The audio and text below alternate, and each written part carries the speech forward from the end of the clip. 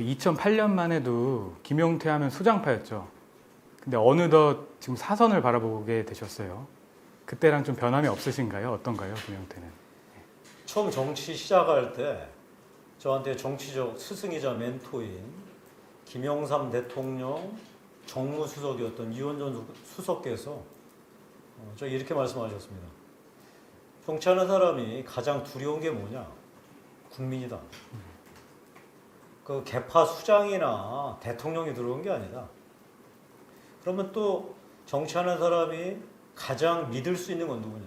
국민이다. 개파 수장이나 대통령이 공천해 줄 수 있을 것 같나? 천만의 말씀.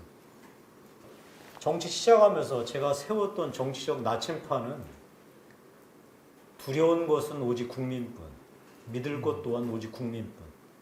정치 시작하면서 저에게 정치적 스승이자 멘토였던 이원종, 김영삼 대통령, 정무수석이 이런 말씀을 주셨습니다. 두려운 것은 오직 국민뿐, 믿을 것 또한 오직 국민뿐. 제가 그게 혹시 소신이 변했는지 안 변했는지 늘 두려운 마음으로 정치해왔고 앞으로 그렇게 정치해나갈 겁니다.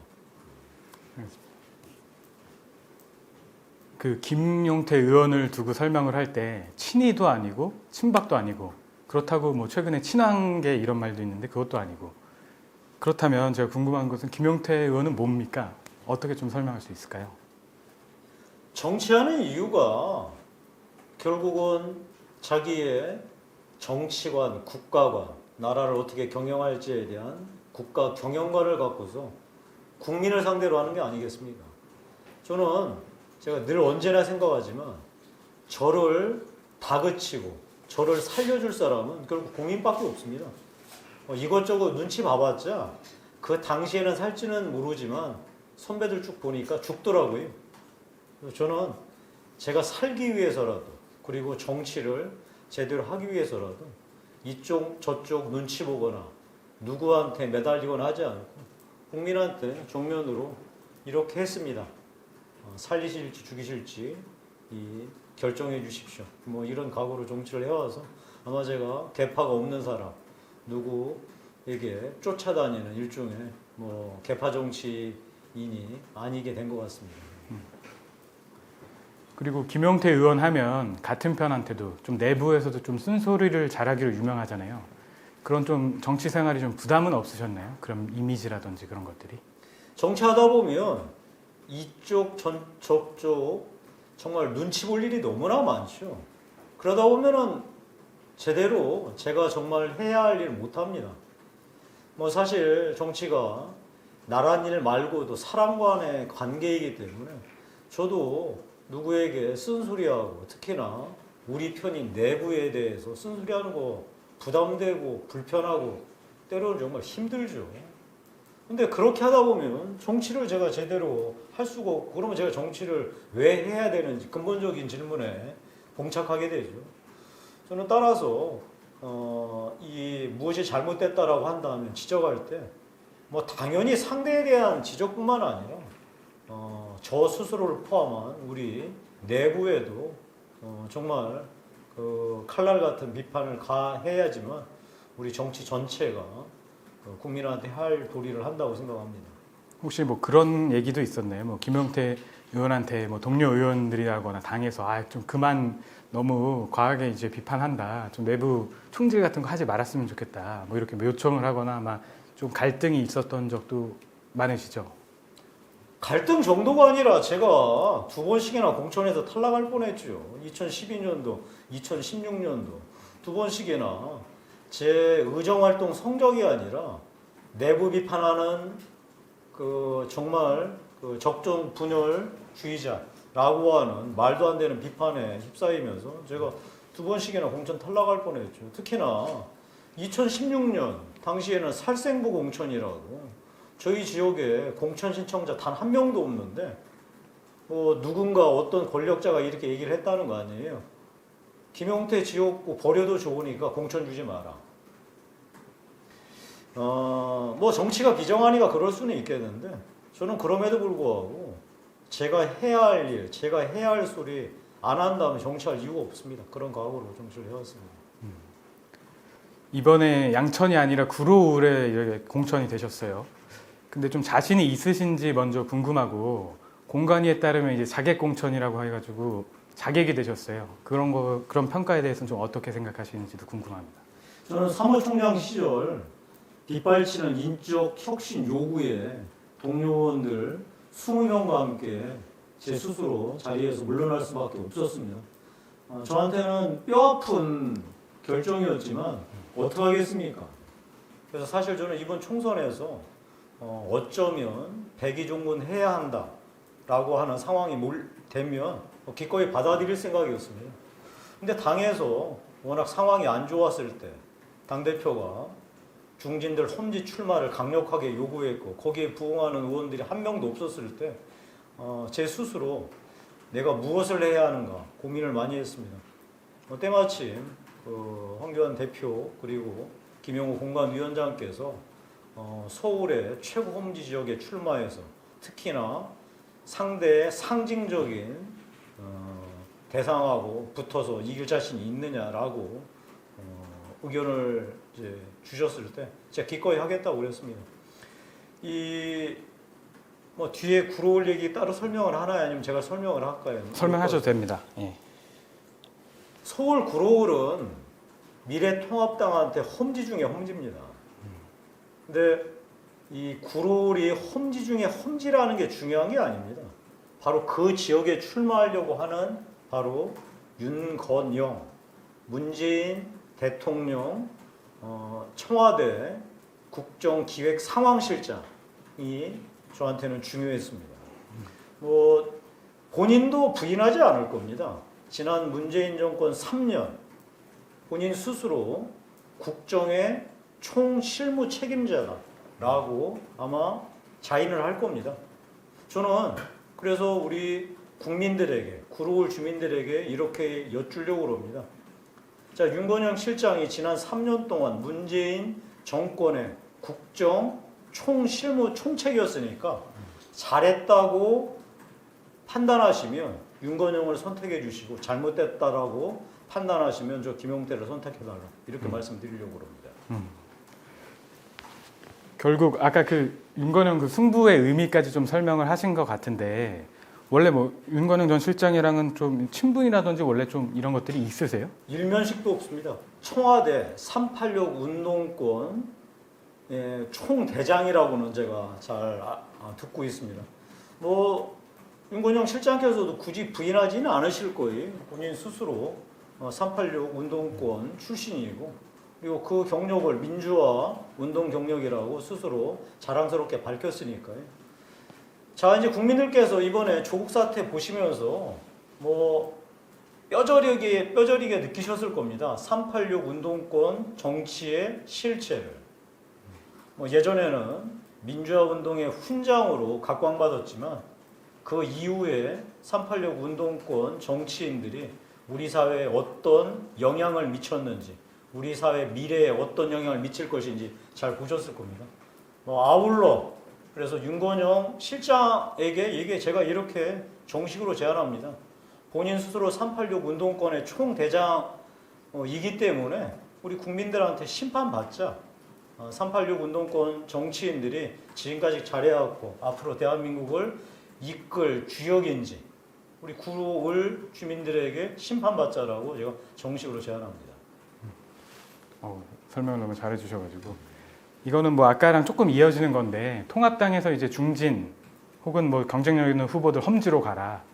과거에는 이제 비례대표만 해도 이제 처음에 영입 인재만 해도 뭐 비례대표 주고 뭐 이런 경우가 많았는데, 최근에는 좀 경향이 다르잖아요. 뭐 인재 영입한 분들도 바로 이제 수도권으로 배치하고 이런 전략인 것 같은데, 그런 거에 대해서 좀 어떻게 평가를 하세요? 문재인 정부 너무 못한다, 꼭 심판해야 한다는 국민들 많습니다.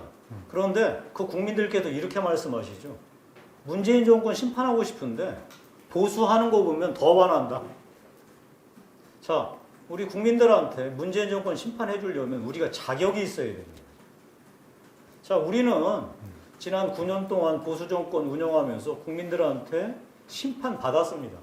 특히 탄핵이라는 중차대한 국가적 실책을 저질러서 국민으로부터 혹독한 심판을 받았습니다.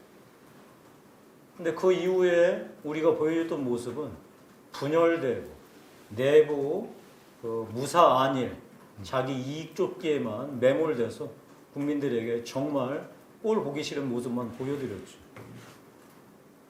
그래서 우리가 어떻게 문재인 정권 심판해달라고 할 수 있겠습니까?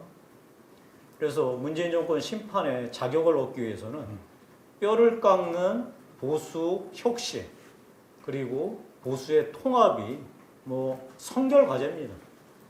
보수의 뼈를 깎는 자기 혁신과 통합은 필요 조건이지 충분 조건이 아닙니다. 이제 필요 조건을 어느 정도 완성시켰다고 한다면 그야말로 국민들한테 자기 희생의 모습을 보여야죠. 그래서 중진들 험지 출마뿐만 아니라 새로운 인재들도 이제 그냥 나는 영입 인재니까 좋은 데 가서 쉽게 국회의원 되겠다라고 하는 자리 내놓으라고 큰 소리 칠 게 아니라 정말로 대한민국을 살리자. 보수의 혁신과 통합에 나를 던지겠다라고 하는 자세로 험지를 찾아가는 게 맞고 지금 공관위는 그러한 원칙 하에서 영입된 인재들 그리고 당의 중진들을 차출해서 험지로 내보내고 있다고 알고 있습니다. 그리고 또 황교안 대표 이번에 물론 출마가 결정됐지만 황교안 대표 출마지가 어딘지도 이번 총선에서 통합당, 한국당에도 되게 중요한 이슈였잖아요. 근데 결국 선택을 하셨어요, 종로로. 그건 좀 어떻게 평가를 하세요? 우여곡절이 있었죠. 결론적으로 잘 선택하셨고 피할 수 없었습니다. 피할 수 없는 요구에 피하지 않고 응한 거 잘한 겁니다. 왜냐하면 이낙연 전 국무총리는 문재인 정부 대표입니다. 우리가 문재인 정권 심판해달라고 하면서 문재인 정부 대표를 우리 당대표가 상대하지 않고서 어떻게 심판해달라고 하겠습니까? 저 또한 당의 사무총장이었습니다. 그래서 문재인 정권을 심판하고자 나섰습니다. 그러면 당연히 문재인 청와대의 대표인 윤건영 전 실장하고 정면 승부하는 게 맞죠. 저는 따라서 종로에서는 문재인 정부 대표인 이낙연 전 총리를 황교안 당대표가 상대하고 구로에서 문재인 청와대 대표격인 윤건영 전 실장은 전 사무총장이었던 저 김용태가 상대하는 게 맞다고 생각합니다. 알겠습니다. 그리고 이거는 이제 뭐 평같이 이렇게 짤막짤막하게 해주셔도 되고 뭐 길게 해주셔도 되는데 이건 좀 너무 심각하게 막 이렇게 받아들이지 않아도 되는 질문인데요. 김용태에게 뭐 황교안, 이낙연, 안철수란 각자 이렇게 제가 먼저 황교안이란 이런 대답해 주시고 하면 될 것 같아요. 보수의 미래, 나아가 대한민국의 미래를 걸머졌기 때문에 그 책임감 무겁게 느끼시고 불굴의 의지로 난관 돌파하길 바랍니다. 이낙연 전 국무총리 이제 종로 후보죠. 이낙연 전 국무총리에 대해서는요.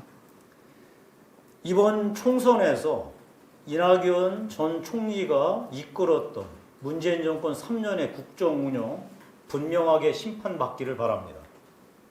안철수 대표도 최근에 뭐 국민의당 창당해서 뭐 하고 있는데 최근 좀 부침도 있죠. 안철수 대표에 대해서도 좀 궁금합니다. 문재인 정권 심판하시려면 야당이 다 하나로 합쳐야 됩니다. 여기에 딴 얘기가 있을 수 없습니다. 보수 혁신과 통합하는 과정에서 안철수 우리 대표께서 대승적으로 동참하시길 간곡하게 당부드립니다. 알겠습니다. 의원님께서는 문재인 포퓰리즘이라는 책도 쓰셨죠. 그래서 좀 문재인 저격수라고 이렇게 통하기도 해요. 문재인 정부에 대해서 좀 평가를 하자면 어떻습니까? 좀 많이 궁금한데. 다시요. 그들만의 그릇된 집단 신념으로 무장한 채 자기들만의 먹고 사는 이해관계에 매몰된 그야말로 대한민국의 적입니다. 저는 문재인 대통령 정말 잘해주길 바랬습니다.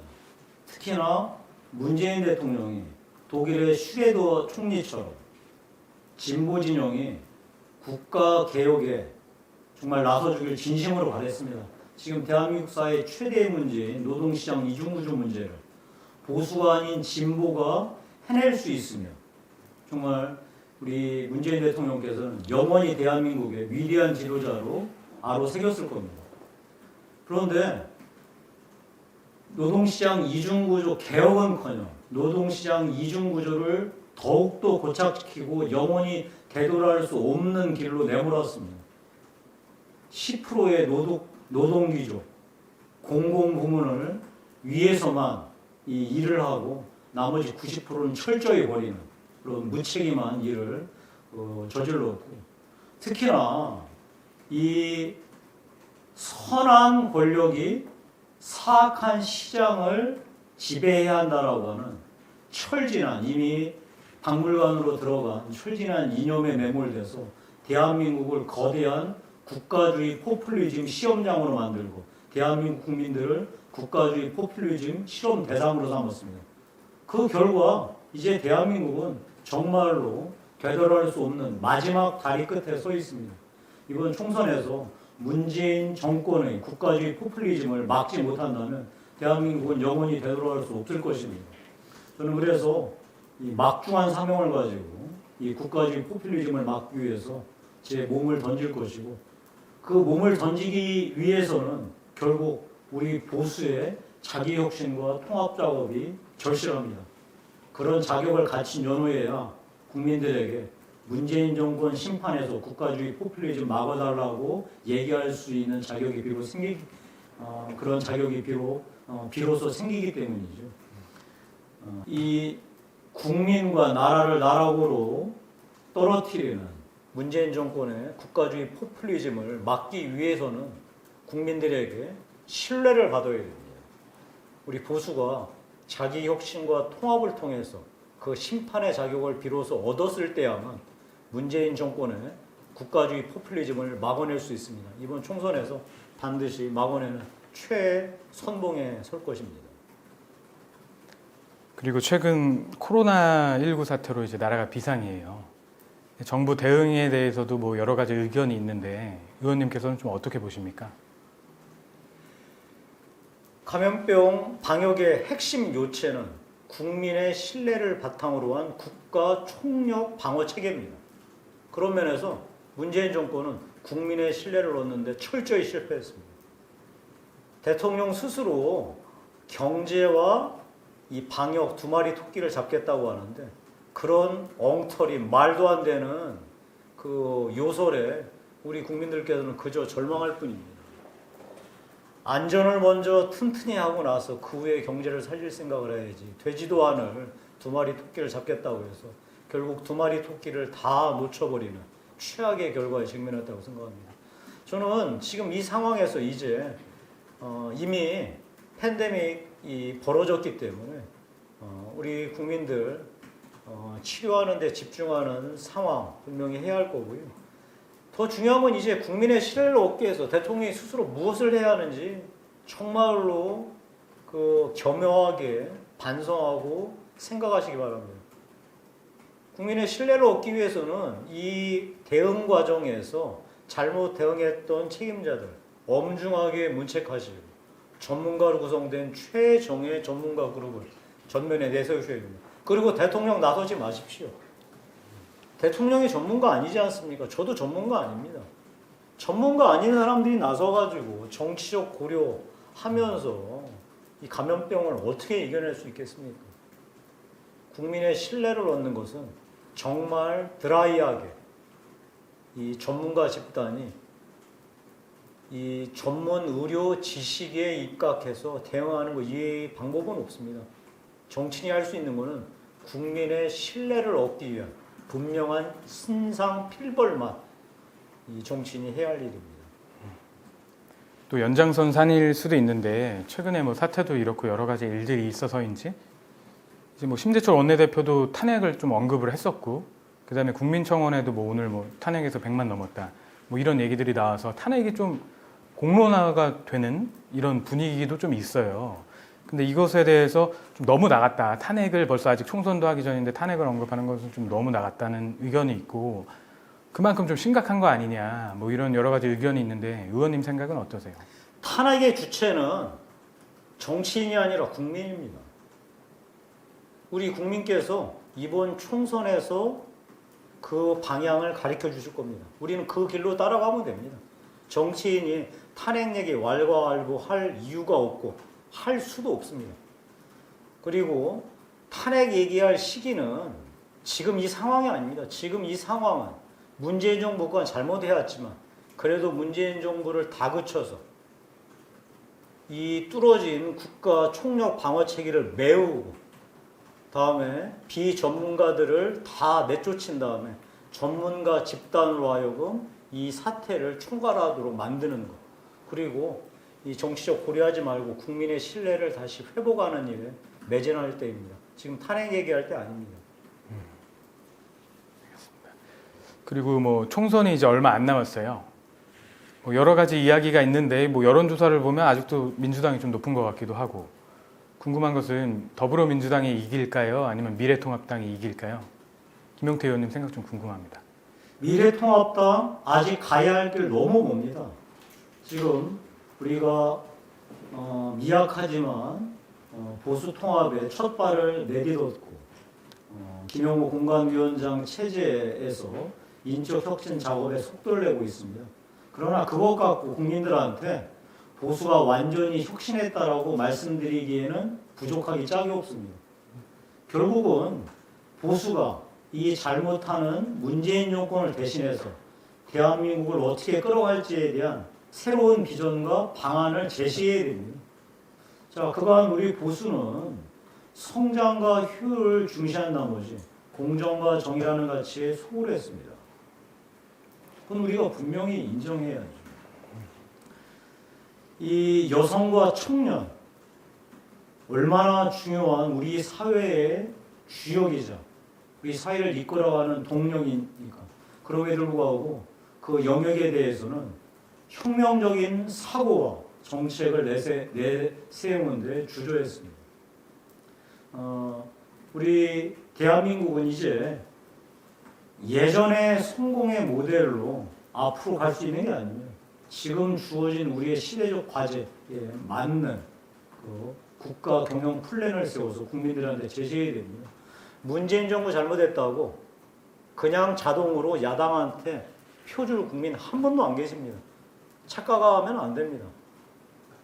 우리한테 중요한 거는 기본적인 필요 조건, 즉 보수의 통렬한 자기희생을 통한 혁신과 통합, 그리고 충분 조건인 문재인 정권 대신 새로운 대한민국을 만들어내기 위한 국가 경영 플랜과 비전을 어떻게 제시하느냐.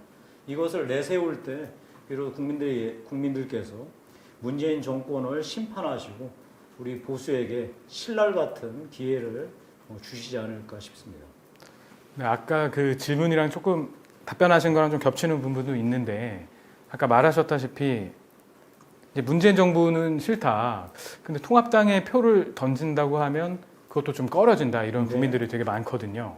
그런 여론에 대해서 좀 어떻게 생각하세요? 문재인 정부도 못한다. 그런데 보수나 예전 자유한국당 하는 거 보면 더 싫다. 100번 인정합니다. 그게 민심이었습니다. 그래서 국민들께서 요구하셨습니다. 제발 좀 인적 혁신에서 꼴보기 싫은 사람들 다 인적 혁신해라. 그리고 니들끼리 싸우면서 무슨 그 문재인 정권 비판하느냐. 너희들끼리 작은 차이를 딛고서 크게 합쳐봐라. 그렇게 얘기를 하셨습니다. 자, 그래서 우리 문재인 정권을 심판할 우리 보수의 필요 조건, 자격은 자기 희생을 통한 뼈를 깎는 혁신, 그리고 대승적인 통합입니다. 그러나 그것으로 끝날 수 없습니다. 아까 말씀드린 대로 문재인 정권을 대신할 새로운 대한민국의 국가 경영 플랜과 비전입니다. 이것을 우리가 제시할 때만이 국민에게 선택받을 수 있는 신락 같은 희망을 가질 수 있을 것입니다. 그리고 김영호 위원장 호의 그 공천에 대해서 좀 간략하게 평하시자면 어떨까요? 김영호 의장이나 우리 보수한테 물러설 곳이 없습니다. 누구는 살리고 누구는 죽이는 기준을 우리 내부에도 찾을 수 없습니다. 오로지 국민 눈높이에서 찾을 수밖에 없습니다. 김용호 의장께서는 지금 철저하게 국민 눈높이에 따라서 인적 혁신 작업을 하고 있는 것 같습니다. 아마 이 평가는 우리 내부 구성원들의 평가, 반발 이런 걸로 따질 게 아닙니다. 결국은 국민들께서 이번 선거에서 결과를 보여주실 겁니다. 저는 김용호 의장께서 좌고우면하지 마시고 국민 눈높이에 맞춰 국민이 가리키는 방향대로 인적 혁신 작업 완수해 주신다면 거기에서 낙점된 후보들이 이 총선에 나가서 국민들에게 잘해보겠다, 나라 구해보겠다, 보수 앞으로 다시는 예전과 같은 구태 모습 보이지 않겠다 약속드리면서 선전할 수 있을 것 같습니다. 이건 좀 번외 질문이긴 한데 이게 면접 갔다 온 정치인들 얘기 들어보면은 이게 또 긴장이 또 되든다고 하더라고요. 늘 이제 뭐 정치도 하신 분들이지만 면접장 가서 막 이렇게 뭐 공천 못 받을 경우에는 이의 제기 안 하겠다는 서약도 해라 뭐 이런 것도 있고 여러 가지로 좀 분위기가 좀 매서운 질문도 들어가고 한다던데 그때 뭐 김영호 의장님도 막 이렇게 공격적인 질문도 하셨어요 의원님한테 뭐 잘할 수 있냐는 질문 더해서. 김 총장은 자기 지역에서 김 총장은 삼선한 자기 지역에서 불출마한다고 해놓고 다른 지역 나가는 것, 그 국민에 대한 약속 위반 아니냐 단도직입적으로 물어보시더라고요. 인정합니다. 제가 우리 지역에서 출마하지 않는다고 약속 드렸던 거 사실이고 이번에 백의종군 각오했습니다. 근데 당에서 험지 출마하라면 그것도 문재인 정부의 국정 총실무 총책이었던 윤건영 후보하고 맞붙어 보라고 한다면 피하지 않겠습니다. 피할 수 없습니다. 피해서도 안 된다고 생각합니다. 라고 제가 말씀드렸습니다. 뭐 이것은 뭐 당장 총선 이후의 이야기이긴 한데 김용태 의원도 뭐 나중에 당대표, 서울시장 좀 이런 분야에서 뭐 나가시거나 출마를 하시거나 이렇게 되는 그런 김용태 의원을 좀 볼 수도 있을까요? 미래에? 저는 정치하는 사람입니다. 김칫국 마시거나 골프할 때 고개 드는 것처럼 바보 같은 죄도 없습니다. 아 그렇게 그 정도로만 예, 알겠습니다. 2008년부터 쭉 국회에서 정치를 하시면서 좀 가장 힘들었다 뭐 여러 가지 일들이 있었잖아요. 사실 2008년 이후에 뭐 정부도 여러 개를 거쳤고 좀 가장 힘든 거 하나를 꼽자면 좀 어떤 순간이셨어요? 문재인 정권의 국가주의 포퓰리즘이 폭주하고 있는데 우리 보수가 국민에게 신뢰를 받지 못하는 모습을 연이어 보여줬던 것, 그게 가장 힘들었습니다. 분명히 문재인 정권 잘못 가고 있는데 국민들께서는 저희들 말씀 인정 안 해주셨습니다. 근데 우리 내부에서는 국민들을 탓했습니다. 왜 인정 안 해주느냐. 이것처럼 바보 같은 짓이 어디 있습니까? 국민들은 객관적인 심판자이자 모든 권력의 원천입니다. 국민들이 인정 안 하면 우리들 말 틀린 거예요. 국민들에게 신뢰를 받고 나서야 우리의 비판과 우리의 대안이 비로소 빛을 발할 수 있습니다. 그런 면에서 문재인 정권 출범 이후 지난 3년 동안 문재인 정권의 폭주도 기가 막혔지만 우리 보수가 자기 분열, 자기 이익에만 안주해서 국민의 신뢰를 저버렸던 세월들 너무나 무참했고 하여튼 그 세월들을 딛고서 문재인 정부 심판에 자격을 얻는 필요 조건 그리고 문재인 정부를 대신할 우리의 새로운 국가 경영 플랜과 비전을 세우는 충분 조건 이제 만들어서 국민에게 심판받고자 합니다. 이거는 이제 이 앵글에서 마지막 질문이 될 것 같은데 이제 뭐 정치를 마무리하실 순간이 올 거 아닙니까 의원님께서도 그때 좀 국민들이나 어떻게 좀 국민들에게 어떻게 좀 기억이 되고 싶으세요? 김용태라고 할 때 어떤 정치인이었다라고 좀 기억이 되고 싶으세요? 저는 국민들께서 이제 그만해라 라고 했을 때 깨끗하게 그만뒀다라는 정치인으로 기억되고 싶습니다. 왜냐하면 정치는 국민이 부르고 시대가 불러야 하는 것이지 자기가 하고 싶다고 해서 자기 욕심대로 할 수 있는 게 아니라는 것 제가 분명히 잘 알고 있기 때문입니다. 만약에 뭐 몇십 년 후에 이제 김영태 의원이 이제 그만했으면 좋겠다. 국민들이 이럴 때는 정말 그만두실 생각이세요? 기꺼이 당연하죠. Absolutely 당연히 물러납니다. 알겠습니다. 서울 구로울에 출마한 김용태입니다. 이번 총선에서 구로울 주민들에게 지난 3년간 문재인 정권의 국정 운영 성과를 심판받고자 합니다. 문재인 정권의 국정 총실무 책임자였던 윤건영 실장과 멋진 승부 보겠습니다. 이번 구로울에서 문재인 정부 잘했는지 못했는지 깨끗하고 멋지게 심판 받아보십시다.